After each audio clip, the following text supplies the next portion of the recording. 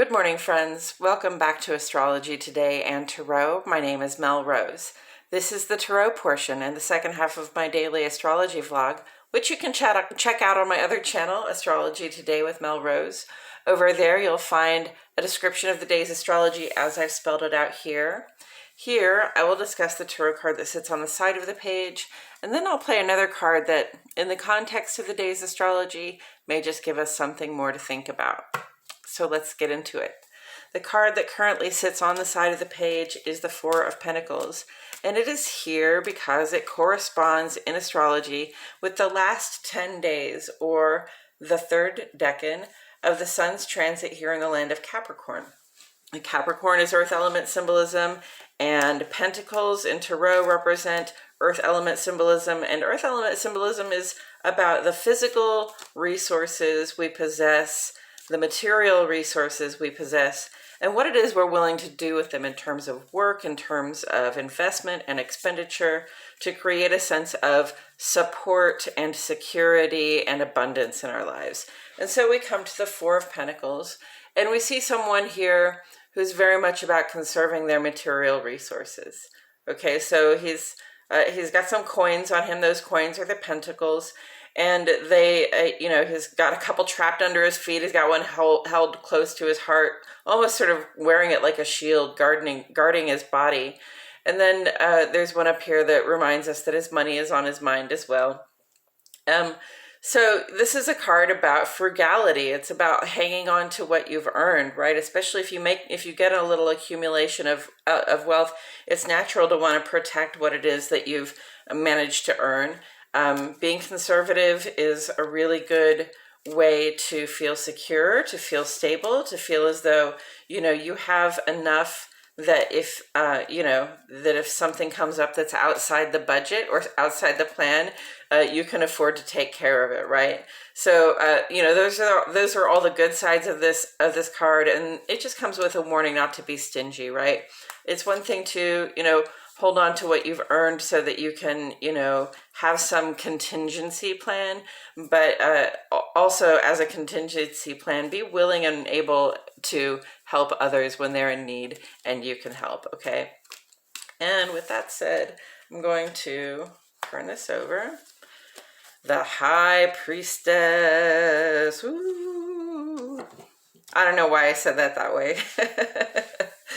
Okay, so we got the High Priestess. The High Priestess is a major arcana card, so she doesn't represent any of the four elements. She sort of represents all of them, and she brings us a very strong message that says you can rely on your gut, your guidance, and your intuition. Okay, this is a person who operates almost entirely from what they intuit, what they know, how things feel to them, and from that they're really able to offer leadership, protection, guidance, and wisdom. There's wisdom available there too. So where do we see the High Priestess here on the page? Where do we see this trust your gut, your guidance, and your intuition, right? It's funny because the aspects that are on the page today are really more in alignment with, think about what you're doing, remember what your commitments are, don't try to get ahead of yourself, right? So that might be the wisdom that the High Priestess is trying to bring to us. But I do notice here, in a couple of days, we've got the sun going conjunct to Pluto, and they are conjunct essentially. They're within 10 degrees of one another, but in a couple of days, they're going to be right there on top of one another in the chart, which means from our perspective, when we look out in the sky, the sun and Pluto will be in the same place. And it won't last very long. It'll last a day or two, but it's a very intense vibe that comes up about once a year. And we want to be on our toes. We want to be aware that transitions and changes might be coming up for us, especially where it relates to the outer life, your work life, your social life, your civic life, what you're trying to do out in the world. There might be some big transformations coming up. We might, the thing about Pluto is especially when it gets really intense, is that it tends to walk in and it'll see you and it'll say, oh, I see you're over here, but I thought by now you'd be over here, so let's just move you over here. Okay, it can be very abrupt, those transitions, not the gradual kind that we like to go through.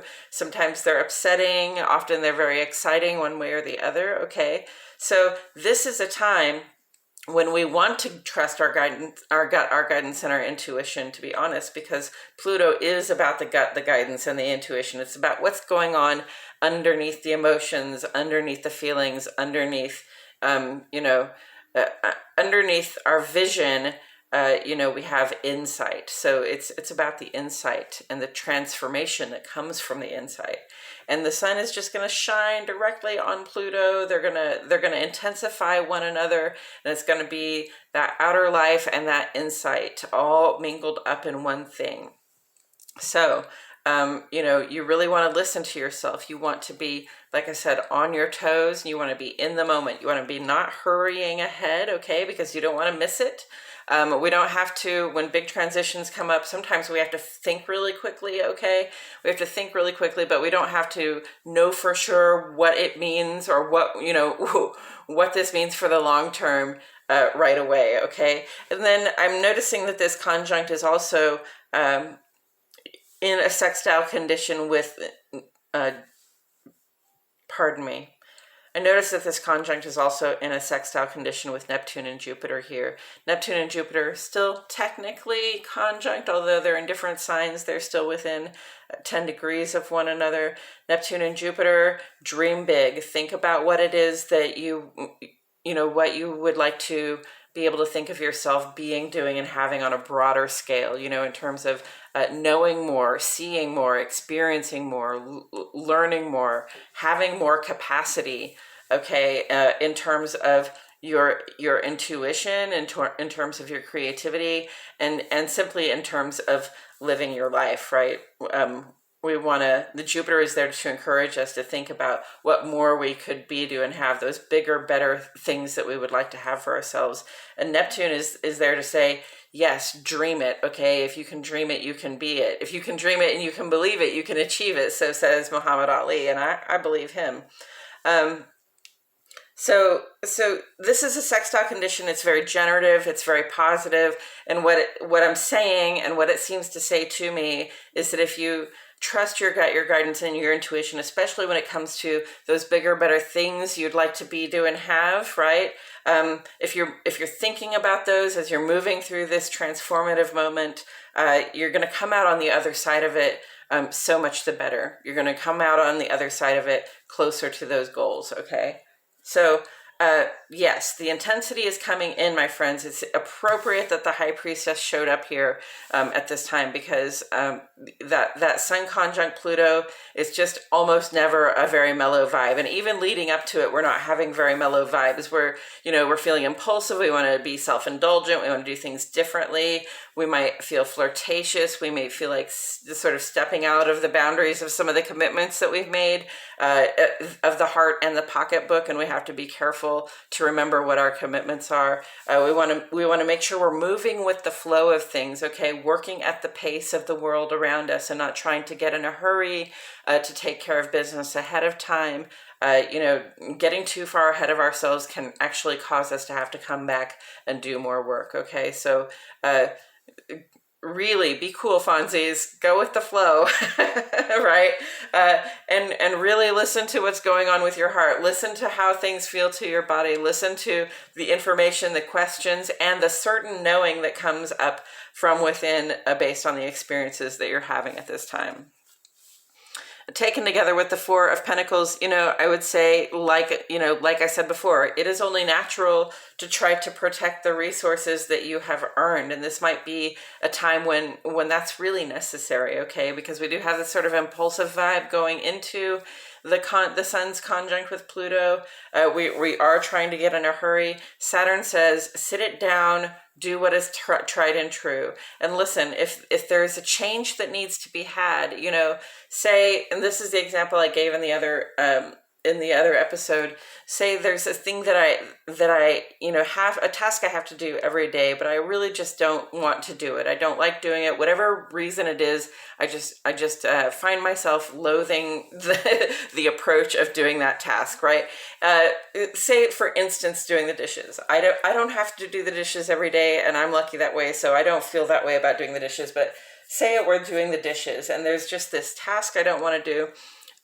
So every time I approach the task, I'm looking around for different ways to go about approaching it that will make me hate it less, that will make me feel better about doing it, that will make it go faster or easier for me. And Capricorn, the conservative approach, Saturn that rules Capricorn and that rules the Pentacles as well, okay? Saturn isn't going to really appreciate us making impulsive, willy-nilly changes to the way we go about doing the dishes, right? There are certain requirements that have to be met when you're doing a specific task, right? So what we're looking around for is, what we want to do is we want to think ahead. We want to plan. We want to structure a new approach before we just go in there and make the change. But if we structure a new approach that makes it easier, that makes it feel more fun, easy, satisfying, or just less like drudgery to get in there and do that task, then Saturn will reward our efforts. Okay, we just have to plan ahead, and we have to know that it's going to work when we do it. Okay, and make sure those requirements get met. Right, the dishes have to come out clean in a certain way, as the example. So, if your gut is telling you to be conservative and do what is tried and true, despite all the impulsive vibes that are on the page right now, I would listen to what the gut is telling me and be frugal and think about your security. Don't overcommit. Don't promise things you can't that you can't really give. And remember what it is that you are committed to doing here. Okay. And remembering that, trust your gut, your guidance, and your intuition, so that when it comes up and the thing for which you've been saving that resource for, comes, arises on the horizon with the sun conjunct Pluto saying, okay, here's the transformation you've been looking for. I hope you're ready for it, right? Then you can say, I'm ready for it, right? And you can trust your gut, when you get that go for it impulse to make the move toward your next best goal, your next best idea of what it is that you can be, do, and have. You'll be prepared, and you can trust yourself and move on it. I believe that's all I have to say about it today, friends. Thank you so much for joining me. I truly appreciate your presence here. My name is Mel Rose, and I'll see you all back here tomorrow for more Astrology Today and Tarot.